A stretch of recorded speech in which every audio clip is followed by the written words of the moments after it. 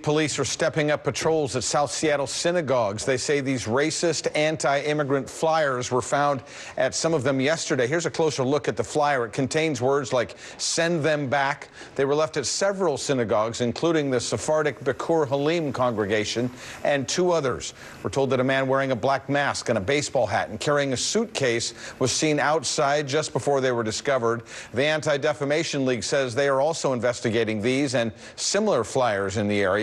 If you know anything, contact police. Security has been stepped up and police reports filed since anti-immigrant flyers went up near houses of worship in Seattle.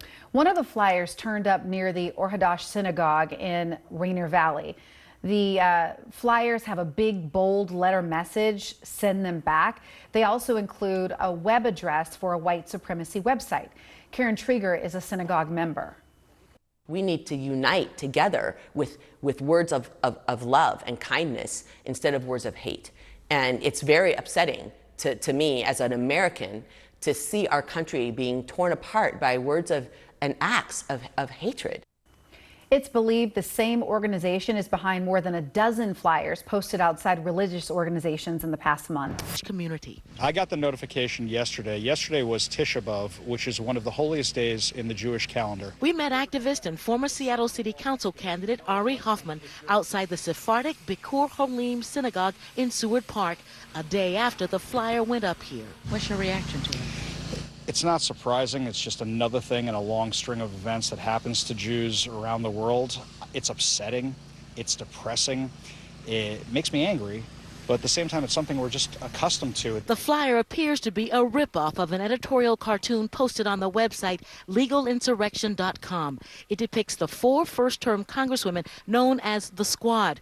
The female politicians have been critical of President Trump, and in turn, he and his supporters have targeted them. Many minority communities in today's climate are really under siege. Mary Cypers of the Anti-Defamation League says the flyers are a sign the issue is escalating. And this is actually part of what we think is a month-long coordinated effort where we found flyers by this white supremacist group in other synagogues, especially in North Seattle, but we've also learned of them in other churches in the Puget Sound. So this is not the first time that you've seen this flyer.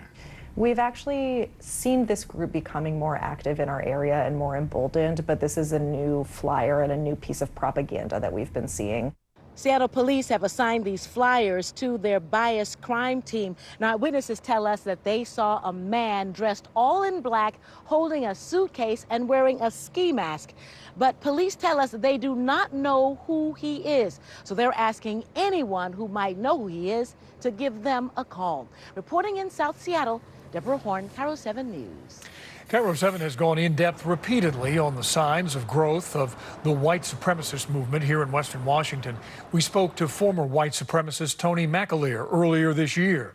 The Canadian regularly crossed into Washington to spread his beliefs, but now has renounced them and co-founded the organization Life After Hate. He traced the rise of the current wave to the start of the 21st century. That was the first time where the projected demographics, for the future was projecting whites would be a minority in the country. Out of that census was born the narrative of white genocide. Last December, 8 people were arrested for an attack on an African-American DJ at a Linwood nightclub.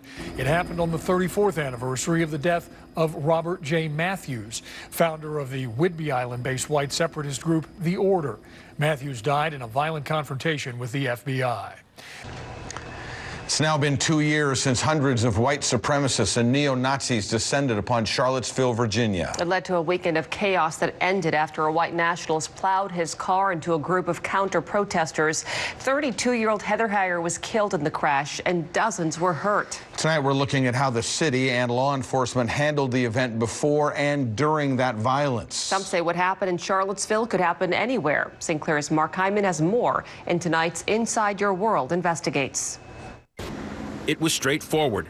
Protesters were to gather in one park, and counter-protesters were to assemble in 2 other parks blocks away. The opposing groups were separated. Mike Signer was the Charlottesville mayor that day. Separate the groups, no matter what, however you can. Aided by state authorities, Charlottesville had 2.5 months to prepare. But on that day, More than 800 law enforcement officers guided the 500 protesters and 1,000 counter-protesters to the very same park, where violence quickly erupted, injuring dozens and leaving one dead. I would say that was an F. And I thank you for being here. The phone lines are open. Rob Schilling, a local radio talk show host who once served on the city council, gave the city a failing grade. People got hurt and shouldn't have gotten hurt. Inside Your World Investigates read the city and state's after-action reports. We also reviewed more than 12,000 pages of internal documents, correspondence, memos, and emails from city, state, and federal officials. A key mistake, the original plan to keep protesters and counter-protesters separated was abandoned weeks before August 12th. At some point, the decision was made to put the opposing groups together in spite of warnings to keep them apart. It's not clear why. Charlottesville resident John Whitehead is president of the Rutherford Institute. He's represented demonstrators across the political spectrum, from the Occupy movement to white nationalists. Making clear zones where the protesters could not get close to one another with sticks or whatever they might show up with. They didn't seem to listen to any of that. The city hired a law firm to conduct an independent review of what went wrong. A critical failure was city police decided to not use the National Incident Management System.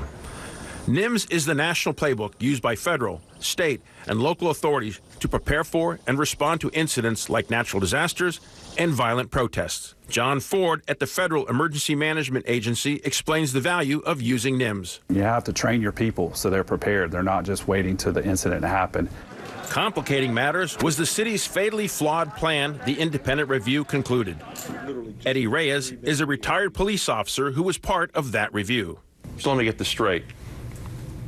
The real failure in Charlottesville, in spite of the tragic events of August 12th, actually began weeks earlier. I would say months earlier.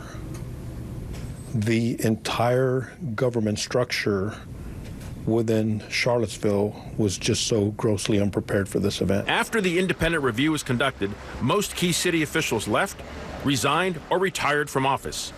All city council members have declined to run for re-election. That tragic day and the resulting fallout is a startling wake-up call for all communities. No matter how small of a municipality you are, Charlottesville can happen anywhere. For Inside Your World Investigates, I'm Mark Hyman in Charlottesville, Virginia. Racists are targeting Seattle's Jewish community with anti-immigrant rhetoric. Police are investigating a series of flyers that were plastered at synagogues around South Seattle that say, "Send them back." Now, we've blurred out the text at the bottom of the flyer, excluding other racist language and the name of the group claiming responsibility. But the flyer appears to allude to 4 U.S. representatives that were at the center of a series of tweets sent by the president, part of which said, quote, "Why don't they go back and help fix the totally broken and crime-infested places from which they came?" We talked with neighbors in this community who say they see a connection between what the president is saying and these flyers. This is the language that Trump is telling the American public, hey, it's okay, and suddenly it's appearing on Nazi flyers taped to the doors of synagogues. Seattle police say they were alerted to the flyers on Sunday. At that time, a witness said they spotted a man outside a synagogue on 52nd Avenue South wearing all black with a mask covering his face while carrying a black suitcase. Seattle Police's biased crimes detective is now looking into the case. Just last month, a new study showed the number of hate crimes in our state is going up. It was done by safehome.org that collected data from the FBI over the last several years. Between 2013 and 2017, Washington state saw a 78% spike in the number of hate crimes. It was even worse in the city of Seattle, where hate crimes shot up 163%. As for the groups being targeted the most, in Seattle, 51% are targeted based on race, 24% based on sexual orientation, 19% based on religion, 1% based on gender. And there are more people reporting hate crimes now, which is part of the reason that the numbers have gone up. Well, this comes as the Trump administration announces a new rule that's expected to limit legal immigration. Ray Boggin explains. Independent. That's what the Trump administration wants immigrants to be when coming to America. Not dependent on financial help from the government. Self-reliance has been a core principle in America. The virtues of perseverance, hard work, self-sufficiency laid the foundation of our nation. Under the announced rule, immigrants coming to America or trying to stay here could be deemed inadmissible if they receive public benefits for more than 12 months in a 3-year period. Those benefits include food stamps, Medicaid, and other financial assistance. The law has required foreign nationals to rely on their own capabilities and the resources of their families, sponsors, and private organizations in their communities to succeed. The announcement provoked sharp criticism. There is no reason under the sun for such a dramatic move that imperils all of us. We know we live in blended communities. The executive director of the New York Immigration Coalition says his organization and others will fight the rule in court. Make no mistake that this rule is forcing immigrants to choose. And basically, it's going to deepen poverty. It's going to exacerbate hunger. Tonight, Seattle Mayor Jenny Durkan and City Attorney Pete Holmes have condemned the new rule, calling it an income test for immigrants and their families. So far, the city has not announced direct action in response to the rule.